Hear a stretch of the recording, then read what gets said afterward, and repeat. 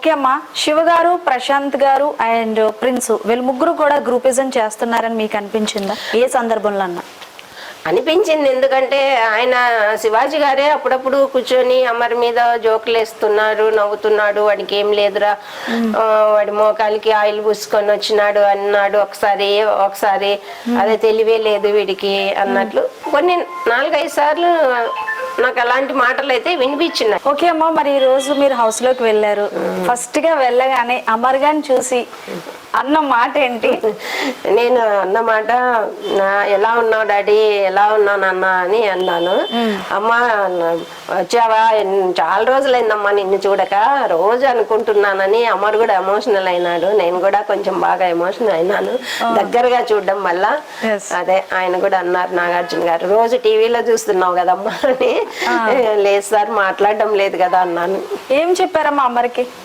బాగా ఆడుతున్నావు నాన్న, ఇలాగే ఆడు, తప్పకోకుండా కప్పు గెలుచుకోండిరా అని చెప్పాను. మానస్ గారు ఏం చెప్పారు? మానస్ గారు అయితే చాలా చెప్పారండి, చాలా చెప్పారు. ఓకే, నాగార్జున గారు చూసిన తర్వాత ఏమనిపించింది మీకు?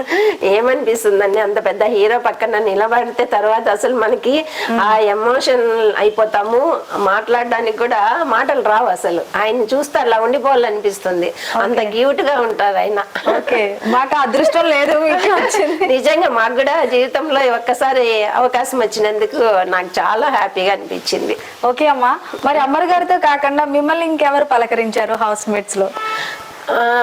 నన్ను వచ్చి ఫస్ట్ ఎవరు, మా బాబు తర్వాత గౌతమ్ పలకరించారు. గౌతమ్ అంటే గౌతమ్ కి మానస్ చెప్పాడు, నువ్వంటే ఇష్టం రా అమర్ వాళ్ళ అమ్మకి అని.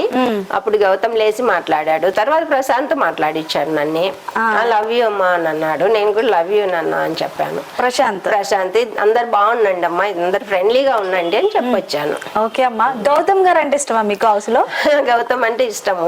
అమర్ గారి తర్వాత? అమర్ గారి తర్వాత. ఎందుకని?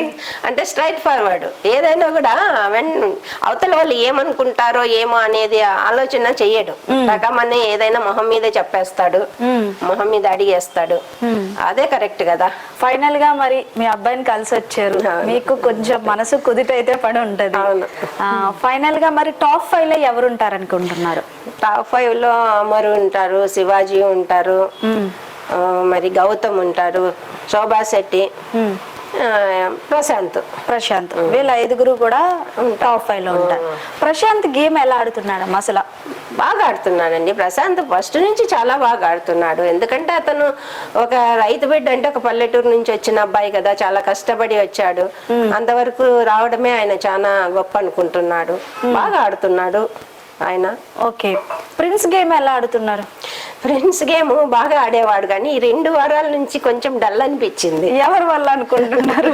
అది అందరికీ తెలుసు, మళ్ళీ మనం చెప్పడం ఎందుకు. అమ్మ కూడా చాలా షార్ప్ గా ఉంది. రతిక ఎలా ఆడుతుందమ్మా గేమ్? రతిక ఏం అంతే పాపం, తను తెలిసి ఆడుతుందో మరి పాపం తనకు తెలియడం లేదో, ఆట అర్థం కావడం లేదో తెలియడం లేదు, కానీ ఒక్కసారి ఏం మాట్లాడుతుందో అమ్మాయికి తెలియడం లేదు. ఓకే అమ్మా, సో ఫైనల్ గా ఒక క్వశ్చన్, అమర్దీప్ గారికి ఎవరైతే సపోర్ట్ చేస్తున్నారో వాళ్ళకి మీరేం చెప్తారు? అమర్దీప్ కి సపోర్ట్ చేసే వాళ్ళందరికీ, అమర్దీప్ సీరియల్ చూసి అభిమానులు ఉండొచ్చు, స్నేహితులు ఉండొచ్చు, బంధువులు ఉండొచ్చు, అందరూ అభిమానంతోనే అమర్దీప్ ఈరోజు బిగ్ బాస్ లో కూడా ఓటింగ్ ఎక్కువ అవడం వల్ల అతను బాగా ఓటింగ్ అవుతా ఉంది, దానివల్లనే బాగా పైకి వస్తున్నాడు.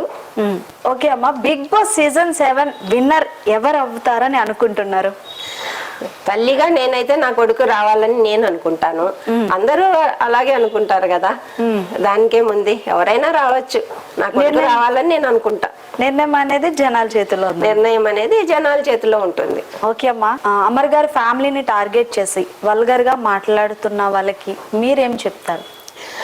ఈరోజు నన్ను అన్నప్పుడు నేను ఒక అమర్ తల్లిని, ఇంకొకరి తల్లిని కూడా ఇలాగే మాట్లాడితే మీకు ఎంత బాధ అవుతుంది, నాకు కూడా అంత బాధ అయ్యింది. అది నిర్ణయం అనేది మీరు ఆలోచించండి. మీ అమ్మని, మీ చెల్లిని, మీ భార్యని ఎవరన్నంటే మీకు కూడా బాధ అనిపిస్తుంది. నన్ను అన్నప్పుడు మీకు బాధ అనిపించినా అనిపించలేదో, మిమ్మల్ని అన్నప్పుడు మీకు కూడా బాధ అనిపిస్తుంది. ఇది గేమ్ అంతే. ఈ గేమ్ లో వాళ్ళు ఆడుతున్నారు, మళ్ళీ వెంటనే కలిసిపోతున్నారు, వెంటనే ఫ్రెండ్స్ అవుతున్నారు, హ్యాపీగా వాళ్ళు నవ్వుకుంటున్నారు.